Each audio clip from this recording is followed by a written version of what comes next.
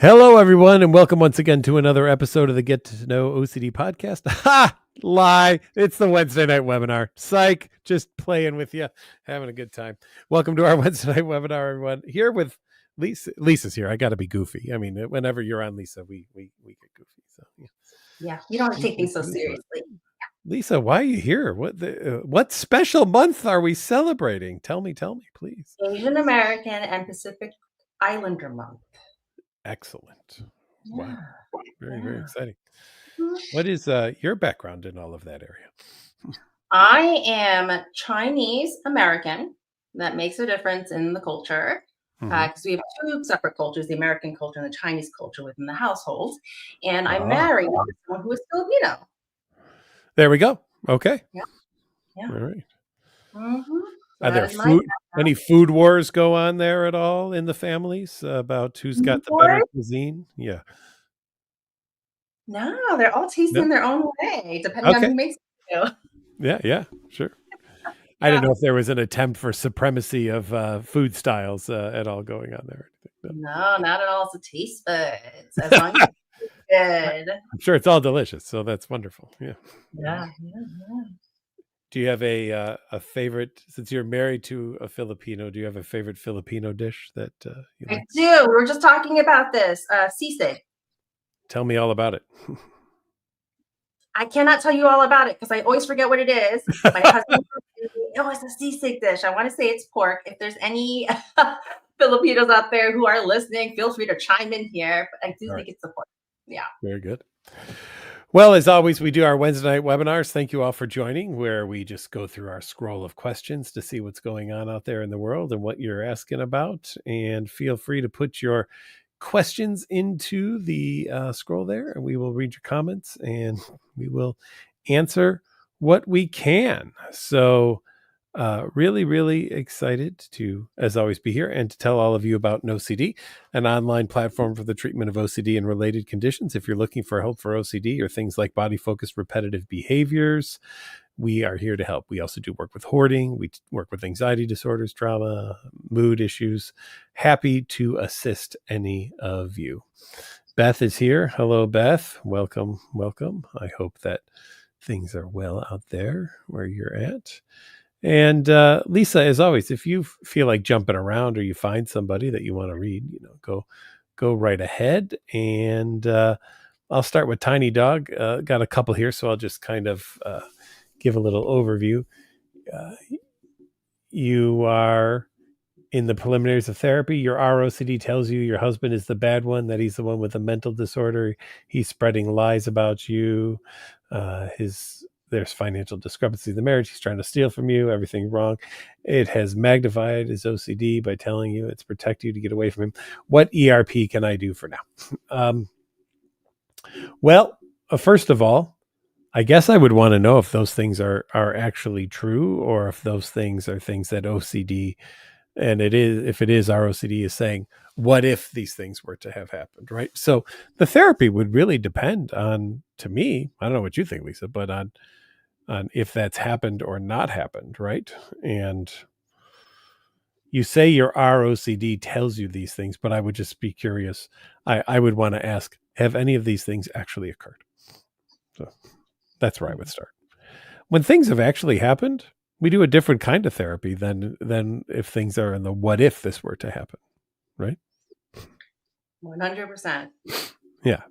So that we definitely want to watch out for. So, Tiny Dog, if you know that, let us know. Bar says, what can I do to regulate my nervous system and start checking how I feel every second?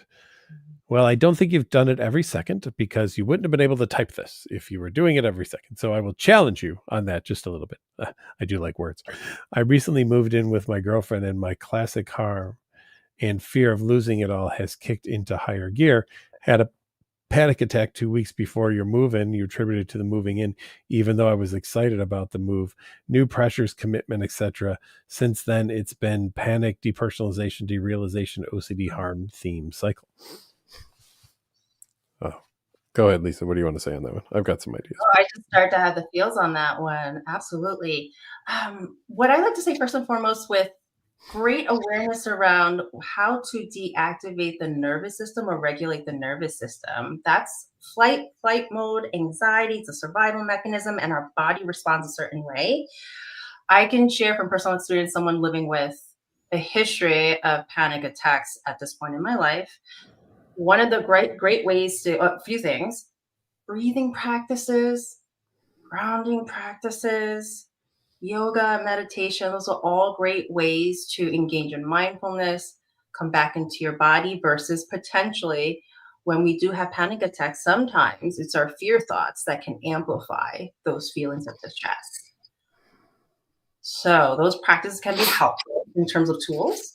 And then in the terms of ERP, not sure if you've tried this before if you're working with a therapist, but there are something called interoceptive exposures that Favorite. can.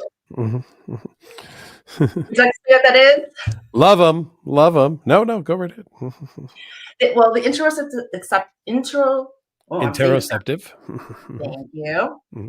It really allows us to learn to habituate, meaning being less distressed, less anxious of those bodily sensations that we can be really truly afraid of, and whatever that fear might be. So it's a great way to do exposure response prevention in that way as well. Yeah, and I'll second some things. I agree with Lisa. I have no issues with grounding techniques, breathing, those types of things. But we don't want to do those while we're doing ERP, because if we do them during ERP, they become distractions from the ERP that we're doing. So if we've assigned you to do an interoceptive exposure, we want you to fully engage in that, not be like, okay, Lisa asked me to run in place. I'm going to diaphragmatically breathe while doing that so that I can focus on my breathing to make sure I don't have a panic attack. No. Not at all. But I don't mind if people love yoga, if they do a meditation when they wake up before they go to bed. I have no issues with those things whatsoever. But we want to separate those out from when we're doing specific ERP work for sure. Great clarification. Mm-hmm. Mm-hmm. The other thing is, hey, Tiny, anytime that you move, it's which I believe moving is equal to the devil myself. That's a belief that I have. Anytime we move, it's a stressor. And boy, does OCD just love a stressor. So yes, why wouldn't OCD flare up in this situation? I mean, I would be surprised if it didn't, actually, much more than if it did. So yes, gotta watch out for that. Was that Bar? That was Bar. Yep. Sorry, Bar. Diamond says, I've been compulsing over the same obsessive fear for over 10 years. Can those fears still go away when I start ERP, even though I've had fears last for so long? Yes. We're both saying yes. Yes. The longest I'd seen someone have OCD was 70 years, and then I treated them, and then they started to live their life then, and not OCD's life. So 10, I hear 10 years and I say, piddly sticks. Yes, definitely that you can be helped with that. No problem. I'd like to just add also, I am someone who experienced my first OCD anxiety tantrum and episode at the age of 7 or 8, and I was not diagnosed until my late 30s. So that's definitely over 10 years. ERP is effective no matter what age, as long as you start the process and start to practice. Yeah. Why did you, I'm going to ask the tough questions. Go for it. Why'd you wait so long? No, but I didn't wait so long. I've actually been in therapy, let's see, since my early 20s, so in and out of therapy for different conditions. I recall mentioning to one of my therapists, and actually I think this was when I was in grad school, graduate program, studying social work and mental health. And I was like, hey, I learned this thing about OCD. I wonder if. And at the time, I didn't have enough knowledge and understanding around the OCD conditions around mental compulsions. I was able to share some of the other compulsions, but also the therapist isn't well versed or trained with ERP, at least not back then. So it's not that I didn't seek treatment, it's getting effective care and the effective diagnosis, which is something we do so well here at NOCD. So it's not that I didn't ask for help, Didn't get the effective diagnosis. Yeah. But I'm Ta-da. living the ERP lifestyle today. Look at that. Look at you living the ERP lifestyle now.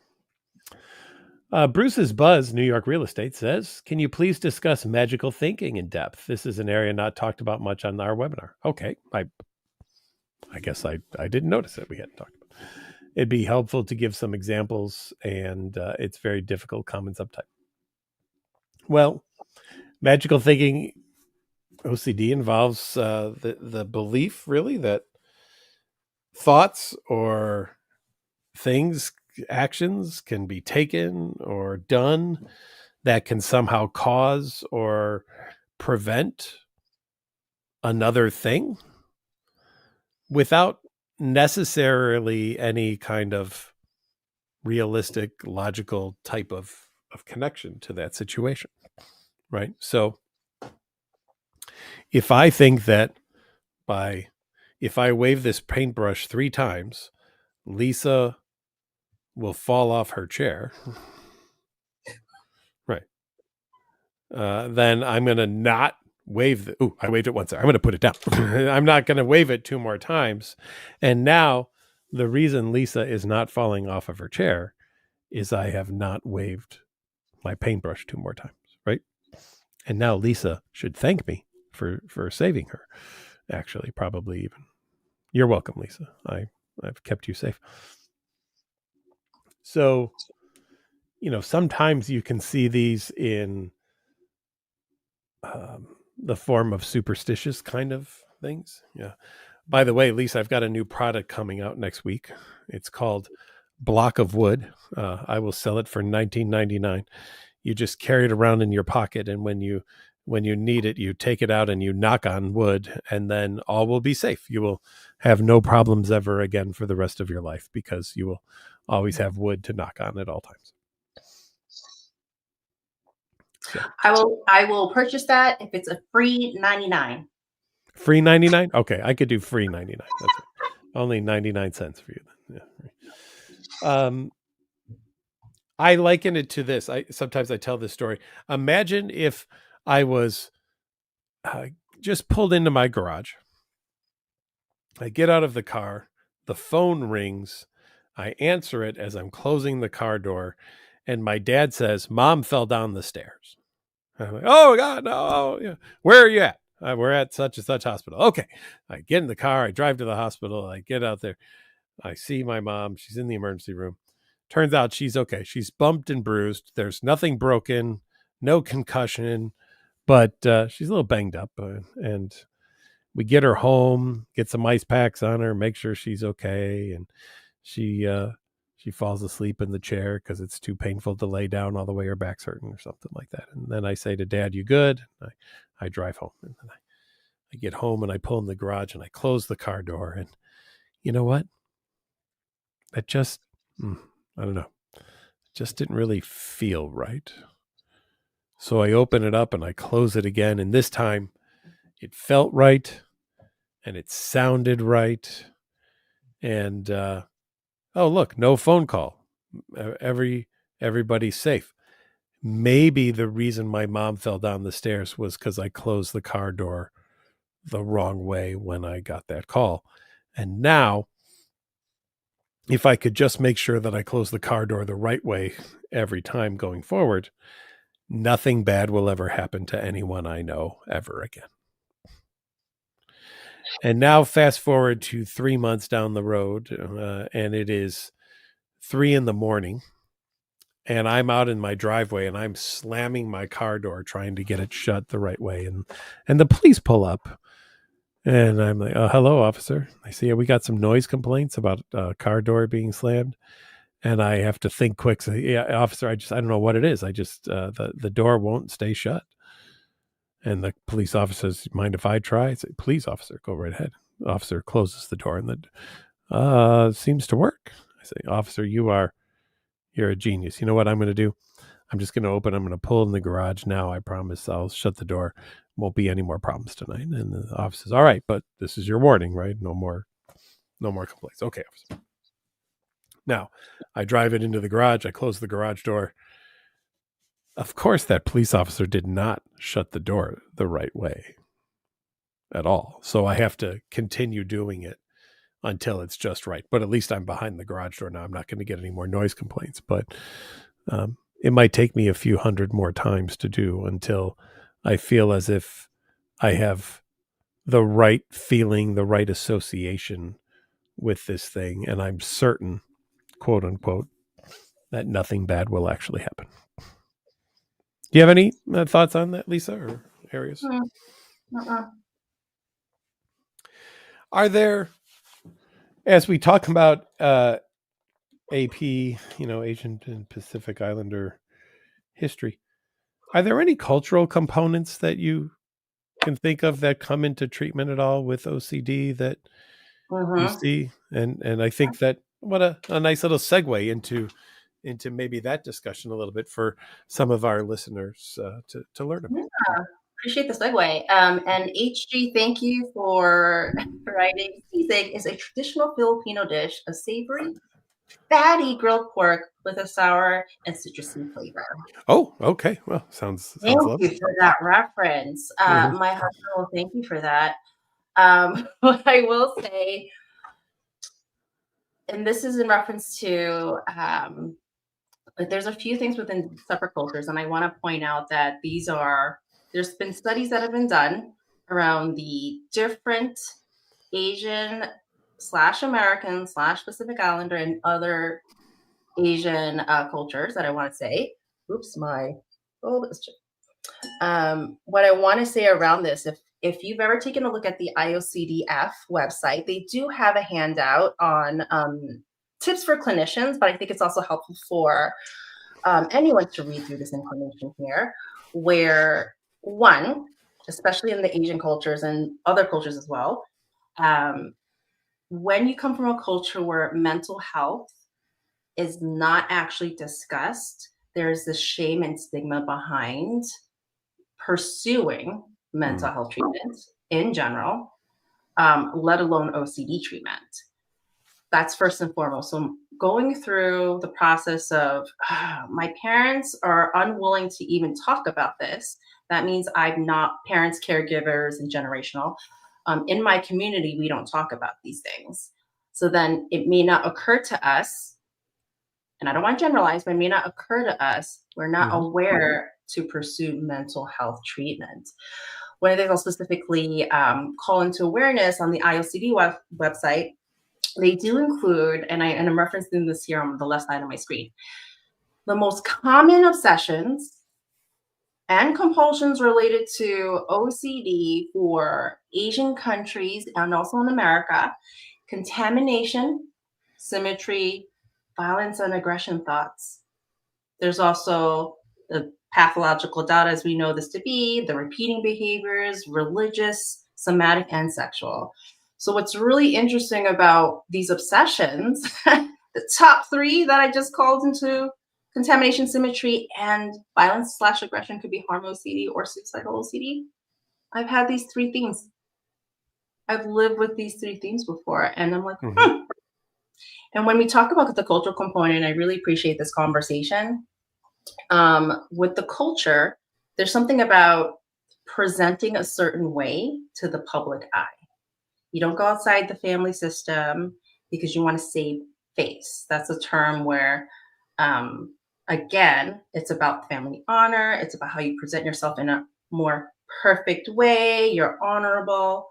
So there are intersections of the culture, the upbringing, your belief system, your values that can play into how OCD latches onto the things you care about, including the morals and your values.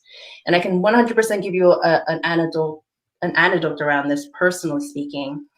When we talk about feeling good enough, for example, I'm first generation Chinese, meaning I was born here in the Mhm. States. For those of you, maybe worldwide. So I just want to say I'm here in Mhm. the States and specifically California.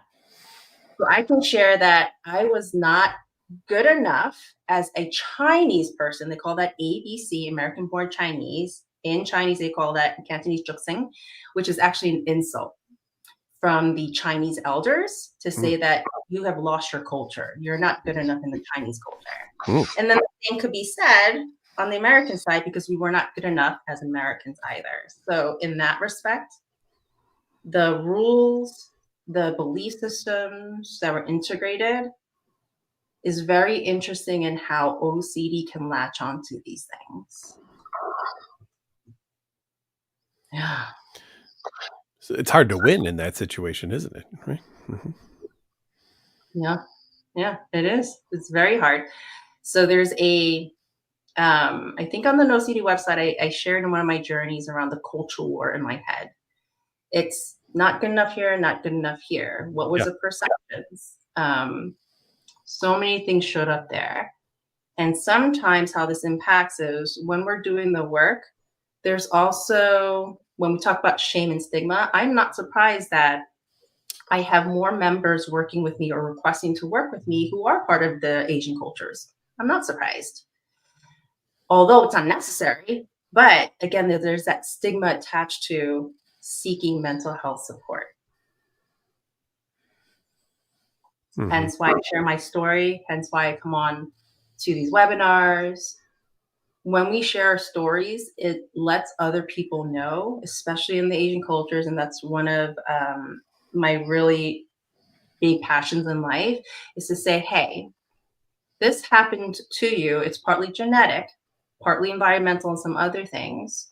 So I want to nudge people on, it's not necessarily shameful. There's nothing wrong with us. We were born with a defect. This is something that we live with, and it's quite treatable.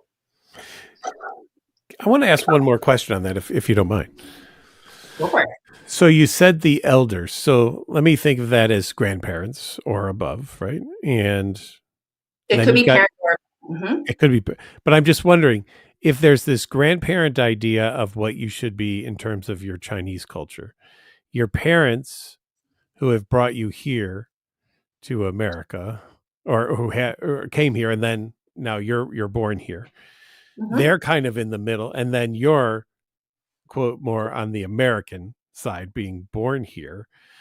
That, I wonder, the pressure that must put on your parents then is interesting, because I wonder, on one hand, how American do they want you to be because you're born here in America, versus how much are they supposed to honor the traditional culture that maybe they hear from the family, and how could they then have a child who isn't so acculturated? It just, I'm seeing a lot of generational dynamic go on there. Absolutely. There's different belief systems, different expectations. Expectations is something that if you're someone living with the just right perfectionism theme, expectations, there are certain standards in certain cultures where it's that A+ attitude. So that makes a difference as to also the treatment, because it's so ingrained in the culture. Yeah.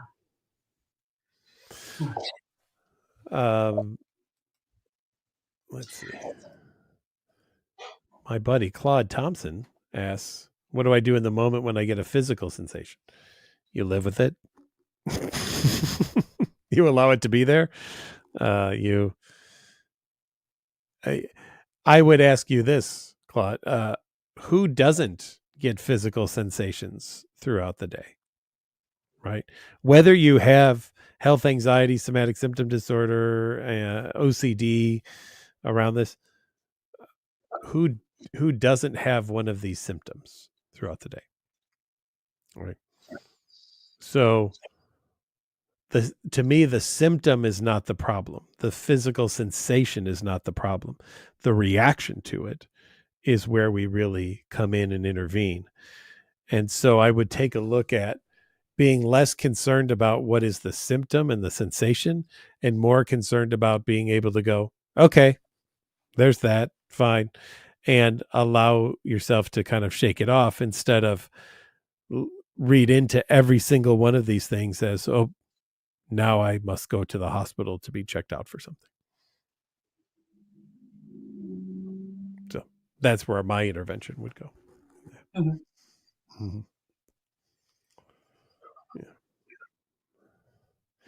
Lisa, any of them that you were looking at? I was just curious.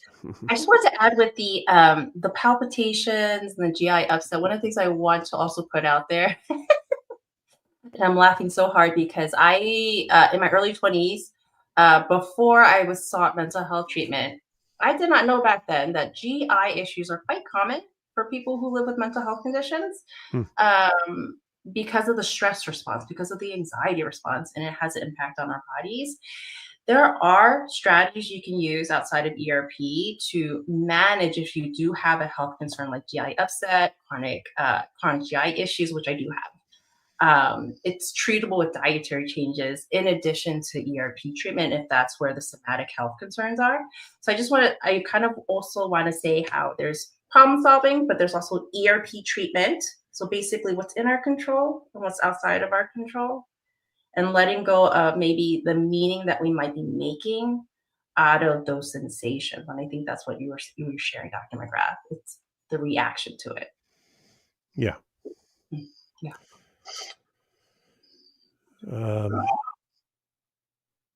Let's see. All right. Let me go back up here too. I'd like Yeah. to see Angie wrote, what I struggle with the most is the fear that I will make someone upset. Oh. I can never tell how my parents would react, so I always try to plan ahead. Oh boy, that wouldn't happen in an Asian family, would it, Lisa? No, no.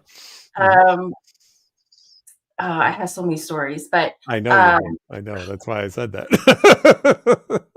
I can Yeah. say from personal experience, and then I'll share a tidbit around this that I learned along the way. First, we cannot possibly 100% anticipate how someone else is going to react. It's just not possible to fully anticipate and account for all outcomes, especially when it comes to someone else's thoughts, feelings, reactions. What you can do is, how do you mindfully share something with them? That's what's within your control. I wouldn't try to plan ahead. Let them have the reactions. What you can do is notice your own. Yes, they may be upset. We can't take accountability for other people's feelings either. What the story I will share with that, Angie, is that when I got into my graduate school program, I was living at New York in the time where my family was living. And USC is where my graduate school is, and it's in California. Moving away for graduate school, that was actually not okay. It was not celebrated. I was so fearful of the response that I delayed, procrastinated, and avoided telling my parents. Really? Wow. Yes. And it wasn't a celebration that I got into the grad school choice. Oh. It was a very different reaction. So I feel the feels with you, Angie, but again, it's about what aligns with your values, being mindful of how you communicate with others.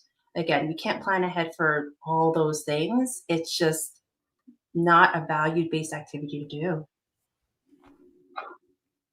Yeah. But I want to plan for everything.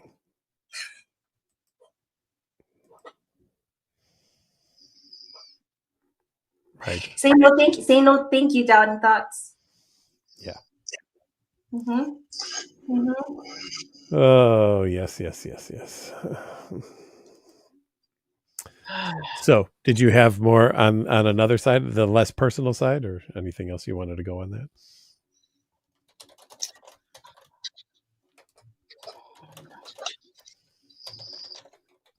I'm just going to throw something in the chat here. Not necessarily.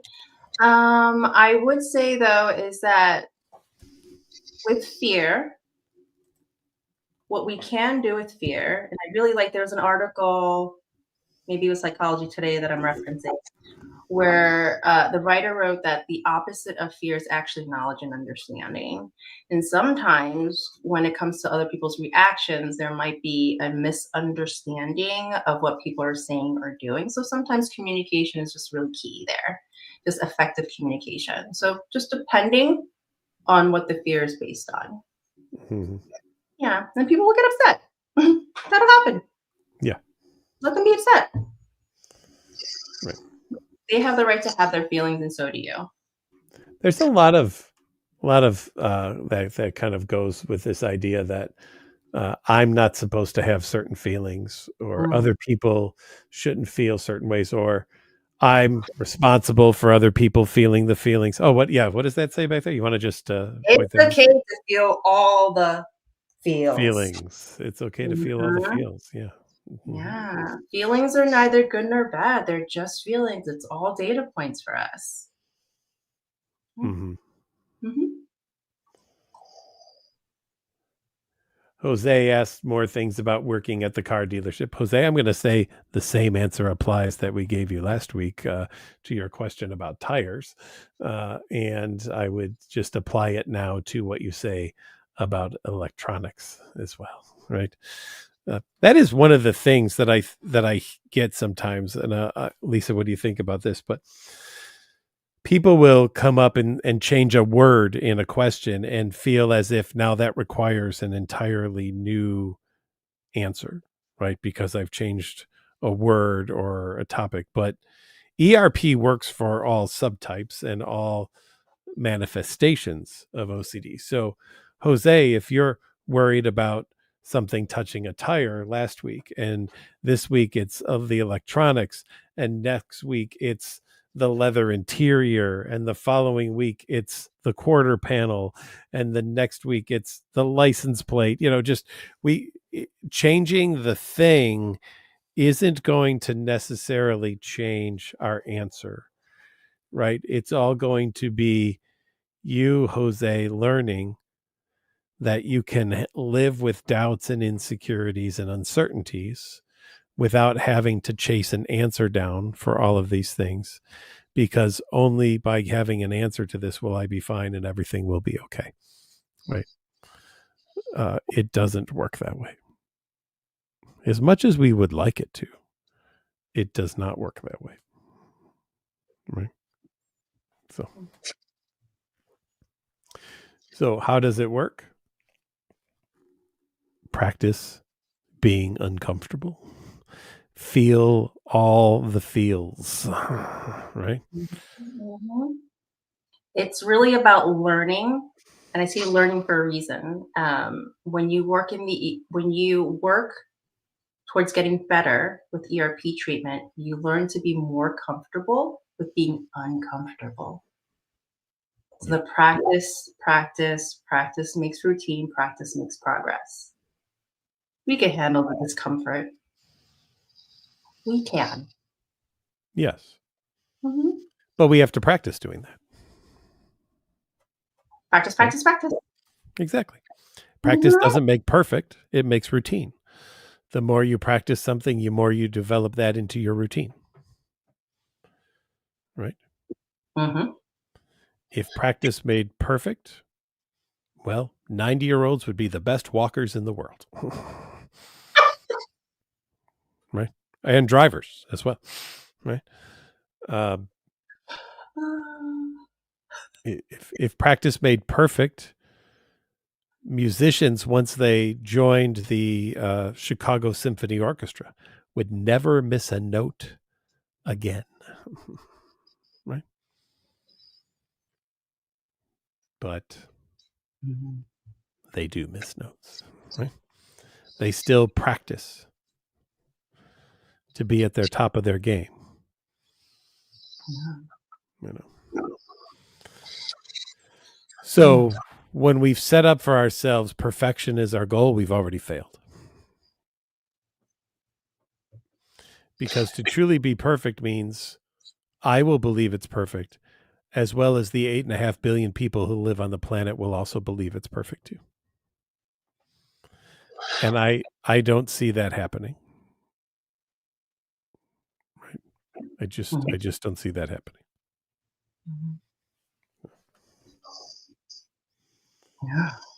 I'm gonna pick up on Vanilla in the Abyss, right? I recently dropped a friend of 5 years, and it's been a little hard for me to cope with. Any advice for that? Take it away. Mm. Ah, Not sure if this is like a relationship and OCD type theme showing up for you. In real life, regardless of OCD, when you said you dropped a friend of 5 years, first and foremost, recognizing what was the reason for that? What's the why behind that? And remembering that reasoning and motivation to drop a friend, recognizing in real life with any friendships, you either grow together or you can grow apart. Sometimes our friends for a season reason, certain spaces and places.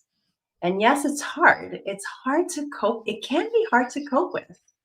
You can shift though. Again, remembering, why was this a healthy relationship? Was this a mutual relationship? Sometimes when we're living with, and if you are someone living with mental health conditions, including OCD, this is where we can doubt our decisions because an OCD is latching on to the fact that you cared about this person. But again, remember your why. And the feelings that you have around this are temporary. Yes, it's hard, it's temporary. And then recognizing, whether is this a doubting thought? Am I ruminating about my decisions? Is, if it's the rumination, let's not do that. Come back into uncertainty where needed, engaging with your values. What other friends, what other support systems are around you, and focusing on the things that align more with your values and who you are as a person. Mhm. Yeah. I don't know if there's anything you want to add to that. I'm going to take the literal sense. Let's say you were like, maybe not totally literal, but you were carrying this friend, maybe not for physically carrying them, but you were the one who they turned to for everything. They relied on for everything. They couldn't make any decisions without you. And over time, talking to this person wore you down because you became their external conscience. And anything that went well, they took responsibility for it, but anything that went wrong, they blamed you for because you gave them bad advice. You told them to do something that didn't turn out.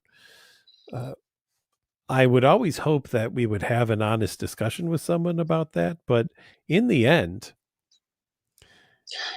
I'm not going to say to someone how terrible of a person you are for walking away from someone else if that person was draining your life out of you, right? And there was no way uh, for that to be repaired, right? Sometimes we have to do something that's best for us. And that can be really, really difficult for people to do. Mhm. But sometimes it's the best thing to do. Yeah. So, yeah. I always think about when my wife was going through treatment for her cancer, and there came a point where I said I was not going to help do any more treatment because all the treatments that we were doing were actually making her worse. Every time she did another treatment, I saw her get worse instead of better. And I just couldn't take it anymore. And I said, listen, uh, I don't think it's ethical anymore for me to be participating in bringing you to doctors so they can be injecting you with things that you hope will help you. But even they say are last ditch efforts in this situation. And all I see in the end is you falling, dropping things, and all sorts of other things that I won't even mention here that were the side effects of it. And uh, there were people who supported me. There were people who were disappointed and felt that, I should just keep doing this until the end. But I, I in the end felt good about my decision that it was time to stop because in fact, the day that we had the family meeting for that, she had her first seizure and then she was put on hospice within 2 hours of that seizure. And so there was some vindication in that, not that I was gloating on it, it just in the sense that, I felt that I had made the right call. Right. And it's not that I was wanting to let go of her. It was I was not wanting to participate in something that I felt wasn't helping her anymore. So tough decisions, no matter what they are, suck, right? They hit you right in the chest right there. You get the feels, right? But Mhm. sometimes you have to do those things because your feelings count too. And a lot of times in anxiety disorders and in OCD, the only thing that we account for is how will everybody else think about this. We see that in social anxiety a lot too. And we discard or discount how we feel about something. And I want everybody to recognize that it is okay to take your own feelings into account when you're making decisions about your life. You get to do that. That is allowed, even though it doesn't feel like a nice part of the playbook. And isn't that being selfish? And aren't we just supposed to be there for everybody else? It's one last thing, like with Susan, it was really hard at first to not be around her because I felt guilty, but then I was exhausted. And so then finally friends would come and say, we're playing golf today. Someone else is going to stay here and watch her. And I noticed that when I did that, I felt better. So then I had to follow my own advice because that's the advice I would tell everybody else to too. So I was like, okay, you're right. I have to follow my own advice. And so I made sure that even in the moment, there were still those little twinges when I would leave her to go do something fun. I knew that when I did that, I was charging my batteries up, and that when I came home, I was going to be so much better helpful to her in those situations too. Right. Anyway, yeah, Beautiful. it sucks you go through something like this, and we feel for you, but if a decision like that is made in your best interest, how could we do anything but support that, right? Really? I like to reference, and thank you for that personal share. Um, what I like to reference is, put your oxygen mask on first, because if you Yeah. pass Oh, out, no good fantastic. to anybody else. Yes. Yeah. Mm-hmm, mm-hmm. Mhm. And the other part of this, and I really appreciate that language that you said, because it's not just about everyone else's needs. It's about recognizing your own needs and wants. Needing to take a break to recharge is a need. So being able to recognize your own needs and wants while balancing that with others is so essential to just healthy, balanced living. So thank you for sharing that. Yeah. I appreciate that. Thank you. Mhm. I'd like to pick up on another question here, if I Yeah. may. What do you got? Which one? Kevin Klein. What time is It associated with this? sounds a certain way. I just said that. Yeah. Kevin Klein writes, how does someone with harm OCD over the black box warnings on SSRI medication? I'm having the hardest time building the courage and confidence to begin the meds. Oh, that's a good one. I like that one. Mm-hmm. What time was that at? Just so I know. I just 507. 5:07. Thank you. Mm-hmm. What I'll say around that is, and Dr. McGrath can speak uh, more to the clinical side because there's some data that I can't remember, but SSRIs are the most effective medications, as we know, for treating OCD. I would like to say my first thought shows up Actually, with, the second most effective. thank you for correcting that. What's the first most effective? Clomipramine. It's a tricyclic antidepressant, but nobody starts with it because it has more side effect potential.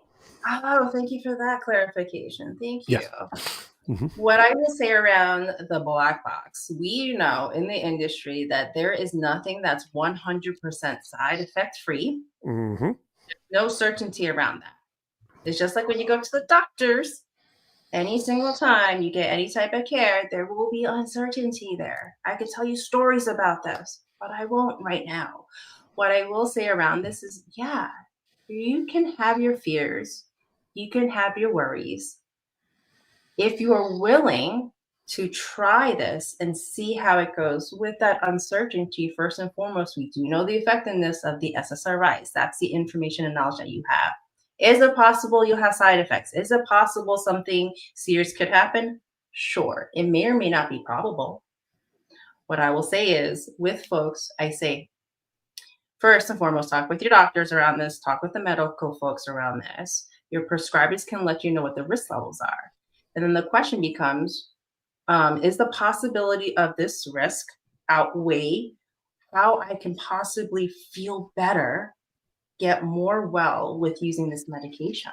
Mm-hmm. And I can personally say, in my culture again, and how I was raised, we usually went towards not American medicine, not the Western medicine, but Eastern medicine. Mm-hmm. I can tell you, in my culture, that wasn't even a discussion point. It didn't even occur to me for a very long time.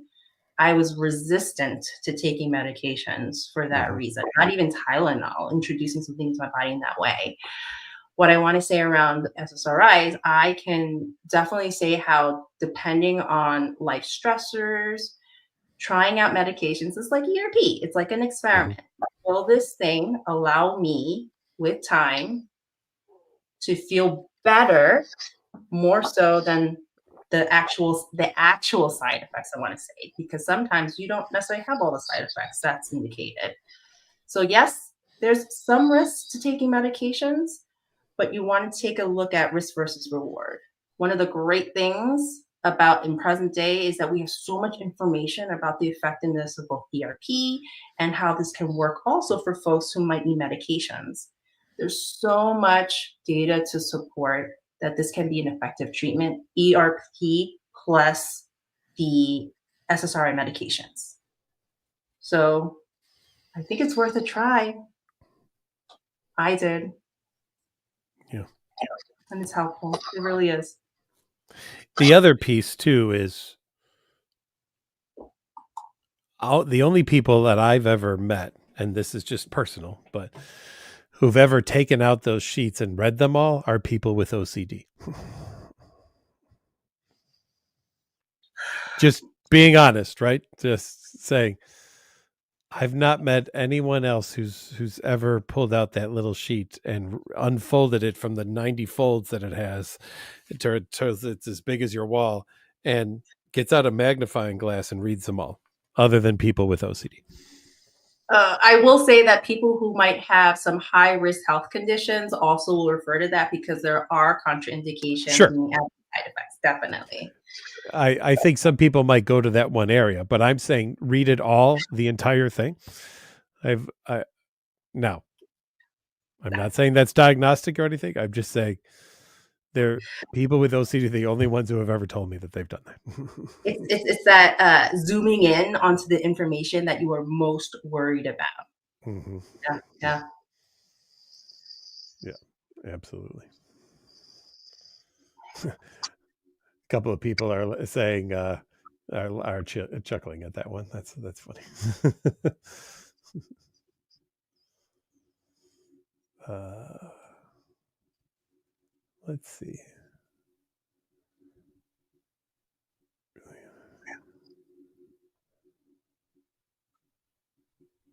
I like what they say here. Paulo says, I fear there's a block between knowing something and feeling capable of doing so.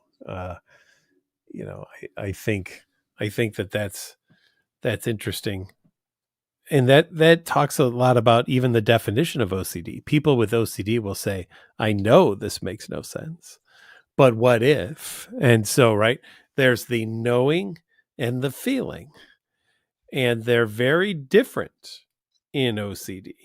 Yeah. And Lisa, I'm sure in your own personal experience, you've dealt with that. I'm sure you could logically talk about the things you fear and go, "It's ridiculous. I know it," and then suddenly, yeah, but what if? And then the pull to do that compulsion comes in, just in case. Right? Yeah. That sense of urgency, Mm-hmm. the distress. Yeah. Oh, Uh, don't we? Wouldn't it be great if we could have all the knowledge? But no, we cannot. OCD says you can, though, which is another lie that OCD tells, right? yeah. Yeah. Mm. OCD is a sneaky little something or other. Can intrusive thoughts come from faulty reasoning? It possible, right?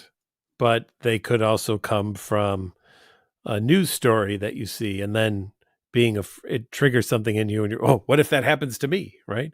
Or It could come from just knowing someone who got an illness. Oh my gosh, what if it happens to me? Or it could come from hearing about that person down the street who everybody liked until you found out they were actually a serial killer. Oh my gosh, what if that happens to me, right?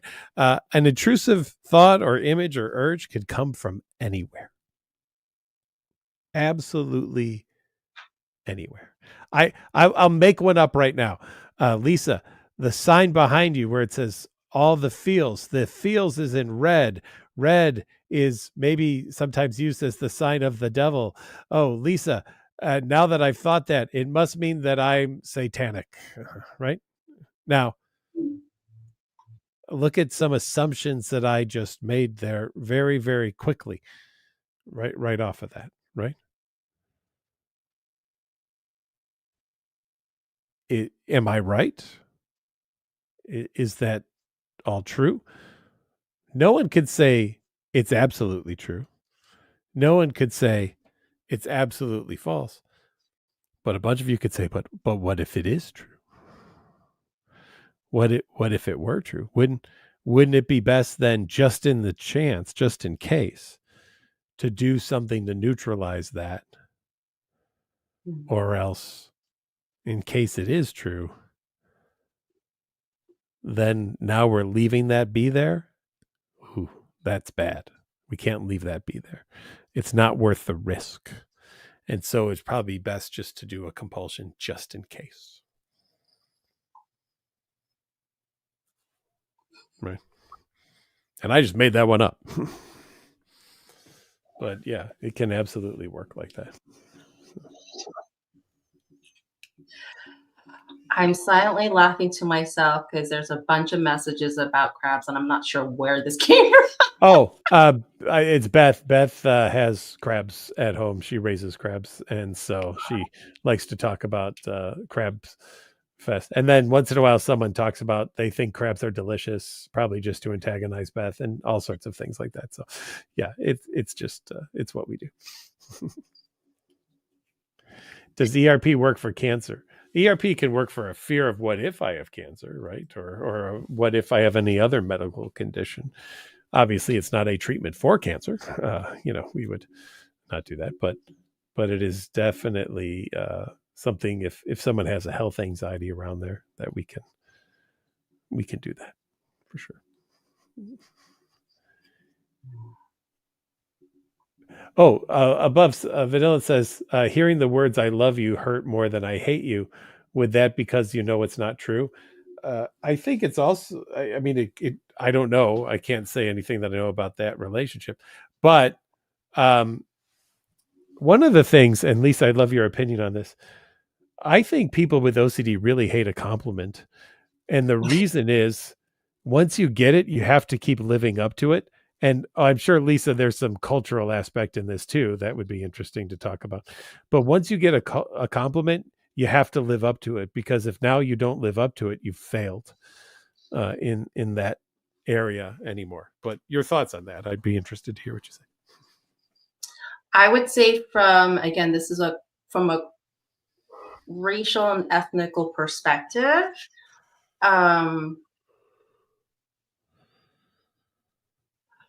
I just froze on my thinking. Repeat the question. Getting a compliment. Yes, thank you.